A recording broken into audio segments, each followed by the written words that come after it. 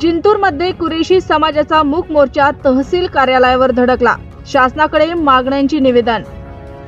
तालुक्यातील कुरेशी समाज, जनावरांची खरेदी विक्री करणारे व्यापारी व शेतकरी बांधव यांच्यावर वाढत्या अन्यायाविरोधात बेमुदत संप सुरू करण्यात आला आहे। या संदर्भात समस्त कुरेशी समाजातर्फे मूक मोर्चा काढून मुख्यमंत्री, उपमुख्यमंत्री, मुख्य सचिव, अल्पसंख्याक आयोग व पशुसंवर्धन मंत्री यांना तहसीलदार मार्फत लेखी निवेदन सादर करण्यात आले आहे। कुरेशी समाजाचे म्हणणे आहे की ते कायदेशीररित्या बैल, म्हैस, शेळी यांची खरेदी विक्री तसेच वाहतूक करतात। त्यांच्याकडे उत्पन्न बाजार समितीचे परवाने, जनावरांची वैद्यकीय प्रमाणपत्रे व वाहतुकीचे सर्व कायदेशीर कागदपत्रे असतानाही काही स्वयंघोषित संघटना व स्थानिक घटक गाड्या अडवून जातीवाद भाषेत शिवीगाळ, मारहाण, मॉब लिचिंग यासारख्या घटना घडवत आहेत। तसेच बेकायदेशीरपणे FIR दाखल करून जनावरे परत न करण्याचे प्रकार सुरू आहेत। कुरेशी समाजाने शासनाकडे मागणी केली आहे की शासकीय नियमावली स्पष्ट करून कुरेशी समाजाला कायदेशीर संरक्षण द्यावे। तसेच शासकीय स्लॉटर हाऊस तातडीने स्थापन करून गोरक्षकांच्या त्रासावर कठोर प्रतिबंध करावा। पोलीस प्रशासनाने जनावरांची वाहतूक कत्तलीसाठी आहे की शेतकरी वापरासाठी याची चौकशी करूनच कारवाई करावी, अशी ही मागणी करण्यात आली आहे। दरम्यान या अन्यायाविरोधात 17 जुलैपासून जिंतूर तालुक्यातील सर्व कत्तलखाने, खरेदी विक्री बाजारपेठा बंद ठेवून बेमुदत संप सुरू करण्यात आला आहे। सरकारने तात्काळ लक्ष घालून भविष्यात कुरेशी समाजावर होणारे अन्याय थांबवावेत, असे आवाहन निवेदनाद्वारे करण्यात आले आहे। दिलेल्या निवेदनावर शेकडो समाज बांधवांच्या स्वाक्षऱ्या आहेत। त्यानंतर प्रत्येक गावातून दुसऱ्या गावाकडे जात असताना त्यांची रस्त्यामध्ये गाडीची अडवणूक करून काही संघटनाची काही लोकांनी रस्त्यामध्ये गाडीला अडवणूक केलेली आहे। अडवणूक करून त्यांना ड्रायव्हरला काही मारहाण करणे, शिवीगाळ करणे व गाडी बंद करून काही जनावरे सोडण्याचा प्रयत्न करणे।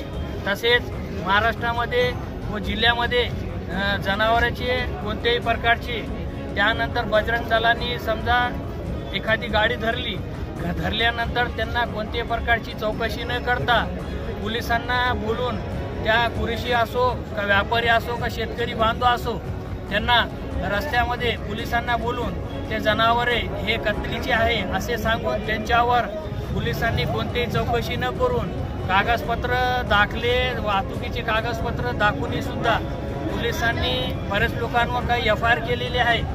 FIR झाल्यानंतर काही जनावरे गोशाळ्यात गेलेले आहे। गोशाळ्यात गेल्यानंतर काही गोशाळामध्ये काही जनावरे गेल्यानंतर काही दिवस तिथे पाणी बरोबर नाही, चारा बरोबर नसूनही देखील तेच जनावरे काही दिवसानंतर व काही महिन्यानंतर परत दुसऱ्या व्यापारीला विकण्यात आलेले असे कृत्य लातूर जिल्ह्यामध्ये झालेलं आहे। तसेच लातूर जिल्ह्यामध्ये काही ठिकाणी बजरंग दलाची लोकांनी बेकायदेशीररित्या गल्लीमध्ये, मोहल्ल्यामध्ये, कुरेशी मोहल्ल्यामध्ये घुसून जनावरांची अडवणूक केली। त्यानंतर समस्त लोकांनी येऊन, कुरेशी व बजरंग दलांनी लोकांनी येऊन आपसात दोन गटात जातीवादक वाद निर्माण होत आहे। त्यानंतर लातूर जिल्ह्यामध्ये बरेच दिवसानंतर काही महिन्यापूर्वी दोन गटामध्ये भांडण तंटा झाले व कुरेशी बिरादरीच्या लोकांवर बरेच केसेस झालेले आहे। त्यामुळे माझी माननीय साहेबाला आज परभणी जिल्हा, औरंगाबाद जिल्हा व लातूर असो, बीड असो, उस्मानाबाद असो, टोटल महाराष्ट्रातील जिल्ह्यातील, तालुक्यातील शेतकरी बांधव, कुरेशी बिरादरी व खरेदी विक्री करणारे लोक तर्फे आज कुरेशी बिरादरीतर्फे संपूर्ण जमावणी निवेदन मूक मोर्चा देण्यात आलेला आहे। त्या मूक मोर्चामध्ये कुरेशी बिरादरीला अशी मागणी आहे की पुढील भविष्यामध्ये कोणत्या दलाच्या लोकांना कोणाचीही गाडी, हिंदू बांधवाची असू द्या, मुस्लिम बांधवाची असू द्या, कोणत्याही प्रकारे बजरंग दलांनी गाडी अडवणूक न पाहिजे, कारण की कायदा त्यांच्याकडे हातात नसताना देखील ते गाडी अडवत आहे।